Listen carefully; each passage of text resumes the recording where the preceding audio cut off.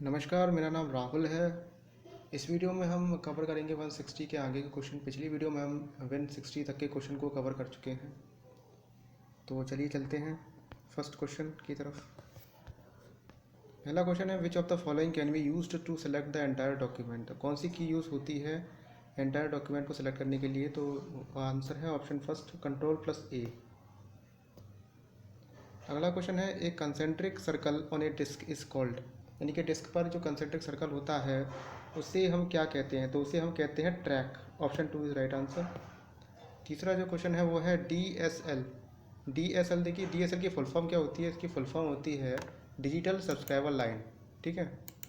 अब देखिए DSL is a example of an dash connection. कौन सी कनेक्शन का एग्जाम्पल होता है ये? तो ये एग्जाम्पल होता है ब्रॉडबैंड का। Option 4 is right answer. Okay.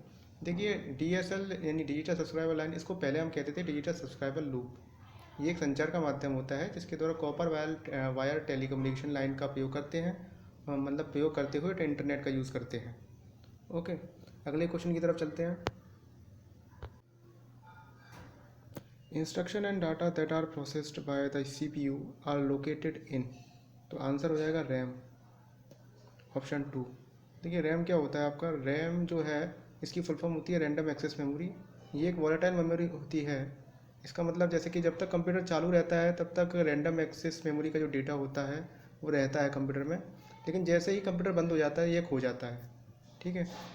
अगले क्वेश्चन को देखते हैं। All the of the following consider to be storage device except. यानी कि सभी स्टोरेज डिवाइस है किसी एक को छोड़ के।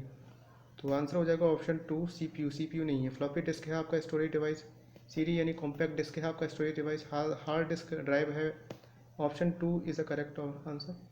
CPU का मतलब सेंट्रल प्रोसेसिंग यूनिट। ओके, अगला क्वेश्चन देखते हैं। अगला क्वेश्चन है, the commonly used Unix command like a date is cat etc are stored in. तो आंसर हो जाएगा आपका बिन डायरेक्टरी। ऑप्शन 2। अगले क्वेश्चन की तरफ चलते हैं। A circuit with about 100 transistor fabricated on a single chip is called.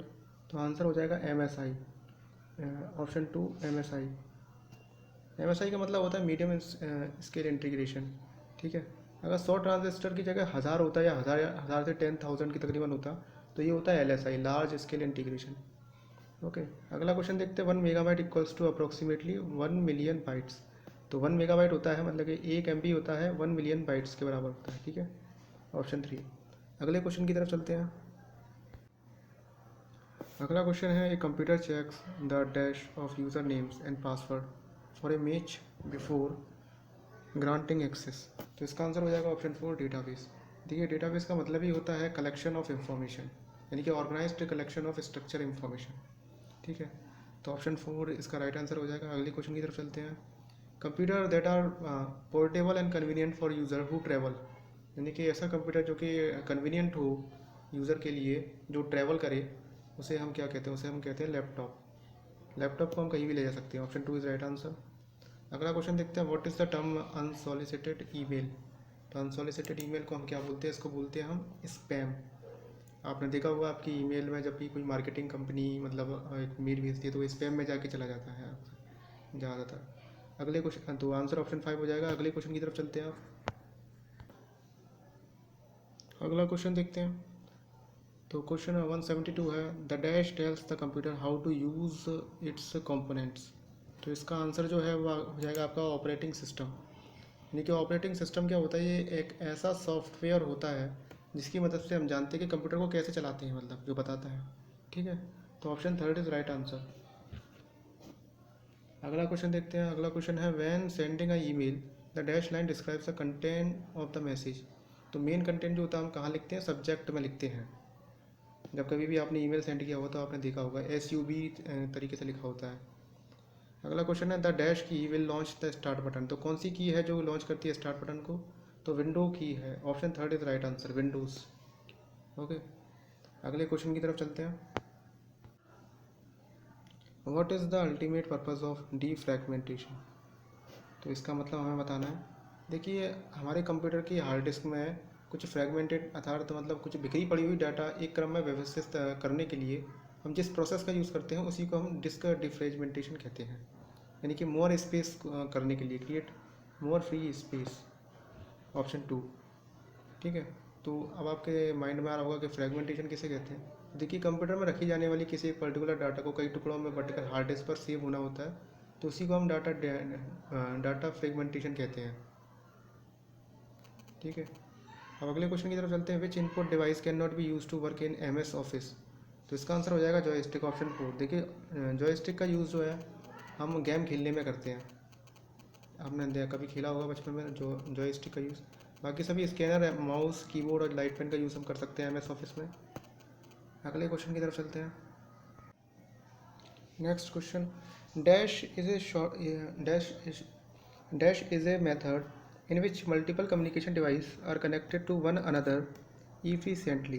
तो आंसर हो जाएगा switching. Switching is a method, option first. अगला क्वेश्चन है, dash is a collection of web pages and dash is the very first page that we see on opening of a website. तो इसका answer है option second, website is a collection of web pages. हम सभी जानते हैं। और सबसे पहला पेज कौन सा होता है? Home page. Home page is the very first page that we see on the opening of a website. Option 2 is correct answer. अगला क्वेश्चन है, what's considered the backbone of the world wide web. तो answer हो जाएगा HTTP। देखिए, HTTP की full form होती है hyper text transfer protocol. ठीक है, हाइपर टेक्स्ट ट्रांसफ़र प्रोटोकॉल। इसका उपयोग जो होता है ट्रांसमिटेड डाटा को ईव्स ड्रॉपिंग से बचाने के लिए किया जाता है, और इसको हम वर्ल्ड वाइड वेब की बैकबोन भी कह देते हैं। अगले क्वेश्चन की तरफ चलते हैं। अगला क्वेश्चन देखते हैं, SMTP स्टैंड फॉर। तो SMTP का मतलब क्या होता है?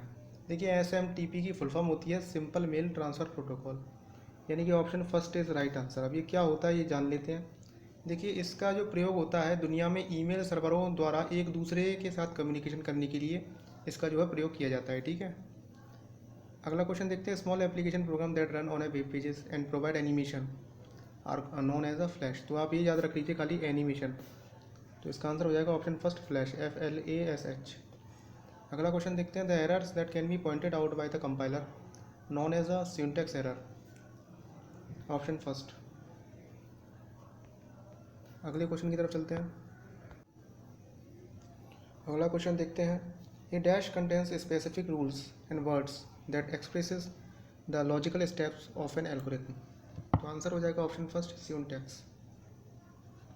Syntax contains the specific rules and words that express the logical steps of an algorithm. अगला क्वेश्चन है, a proxy server is used for which of the following. तो सबसे पहले जान लेते हैं कि प्रॉक्सी सर्वर क्या होता है।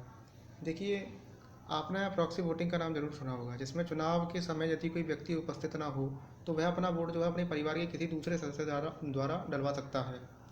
लेकिन हम इंटरनेट पर मौजूद किसी वेबसाइट को देखने के लिए भी ठीक ऐसा ही कर सकते हैं। जैसे कि हमें वेबसाइट को अपने कंप्यूटर सिस्टम पर देख तो सकते हैं, लेकिन वेबसाइट के सर्वर से कनेक्ट होने वाला सिस्टम कोई और ही होता है, जिसे हम प्रॉक्सी सर्वर कह देते हैं। ठीक है, तो हम किसी वेबसाइट को सीधे अपने कंप्यूटर से एक्सेस ना करके किसी प्रॉक्सी सर्वर के द्वारा एक्सेस कर सकते हैं। यहाँ पर प्रॉक्सी सर्वर यूज़र और वेबसाइट के सर्वर के बीच एक माध्यम होता है। ठीक है, तो इसका आंसर जो हो जाएगा ऑप्शन सेकंड हो जाएगा, to process client request for web pages. Okay, अगले क्वेश्चन की तरफ चलते हैं। अगला क्वेश्चन है, storage that retains its data after the power is turned off is referred to as. यानी कि ऐसा स्टोरेज अगर पावर ऑफ भी हो जाए तो उसके बाद भी उसका डाटा रहता है, तो उसे नॉन वोलेटाइल कहते हैं। ठीक है, नॉन वोलेटाइल स्टोरेज। तो मेमोरी में हमने पढ़ा था वोलेटाइल मेमोरी और नॉन वोलेटाइल मेमोरी। तो नॉन वोलेटाइल मेमोरी ऐसी मेमोरी होती है जो कि अगर कंप्यूटर स्विच ऑफ भी हो जाता है तब भी रहती है कंप्यूटर में। ठीक है, अगला क्वेश्चन देखते हैं, which term identifies the main pages of the entire site. तो आंसर हो जाएगा ऑप्शन फर्स्ट, URL। URL का मतलब क्या होता है? इसका मतलब होता है यूनिफॉर्म रिसोर्स लोकेटर, यानी कि ये इंटरनेट में किसी भी वेबसाइट या वेब पेज को एक्सेस करने के लिए हमें URL का प्रयोग करना होता है। यानी कि URL यानी किसी वेबसाइट या वेबसाइट के पेज को रिप्रेजेंट करता है। ये हमें किसी भी वेब पेज तक ले जा सकता है। ठीक है, अगला क्वेश्चन देखते हैं, ये hard copy of a document क्या है? इसमें से हार्ड कॉपी, तो इसमें से है hard copy printed on A printer, यानी कि प्रिंटर से जब भी हम प्रिंट करके कोई कॉपी निकालते हैं, उसमें से कोई कागज़ निकालते हैं, तो वो क्या होता है? हमारा हार्ड कॉपी होता है। ठीक है, ऑप्शन 4 इज राइट आंसर।